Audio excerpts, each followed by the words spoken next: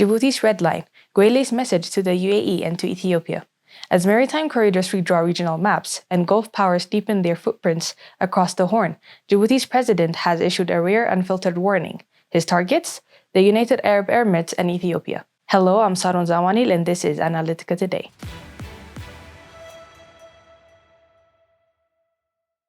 In a wide-ranging interview in May 2025, Djibouti's president Ismaïl Omar Guelleh took aim at what he calls disguised colonialism by the UAE and firmly rejected Ethiopia's push for a direct maritime outlet. In today's episode, we break down the geopolitical signals behind Guelleh's remarks, what they reveal about Djibouti's defensive posture, and why this could reshape Ethiopia's Red Sea strategy moving forward. For years, the UAE has cast itself as a development partner across the Horn, signing port deals in Asab, Berbera, and Kismayo. But Guelleh has now drawn a sharp line accusing Abu Dhabi of turning port infrastructure into strategic weapons. There is no investment without military interest. That was Guelleh's clearest warning yet. The subtext? Djibouti sees Emirati deals not as trade facilitation, but as hard power encirclement. He pointed to the DP World fallout in 2018, where Djibouti nationalized the Dorilla terminal and expelled Emirati operators. The president stood by that decision, calling it a matter of national dignity. What followed, he says, was an orchestrated Emirati campaign to punish Djibouti by funding and militarizing rival ports in neighboring countries. Guelleh did not just criticize the Gulf. He also addressed the growing push by Ethiopia to secure its own Red Sea outlet. While Addis Ababa has insisted that maritime access is essential for its sovereignty and economic growth, Djibouti's message was unequivocal.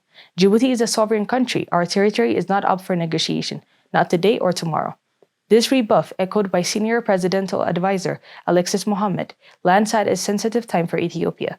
Prime Minister Abiy Ahmed has recently toned down earlier rhetoric suggesting historical entitlement to coastal access.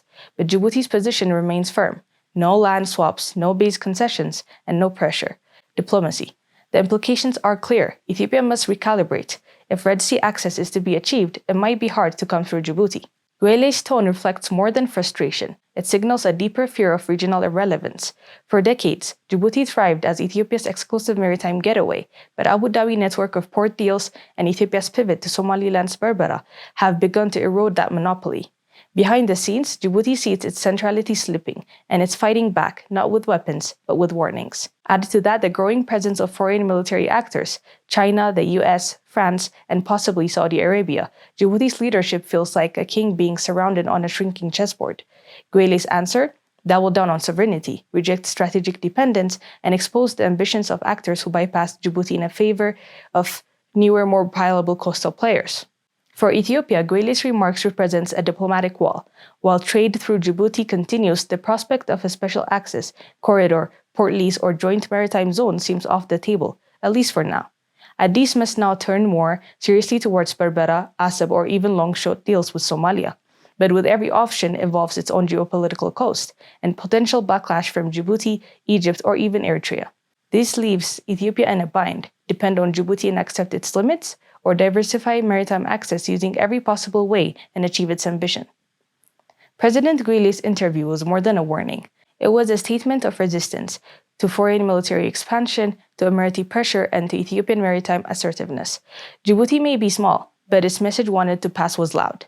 Sovereignty is not for lease, ports are not for sale, and geography is not a bargaining chip.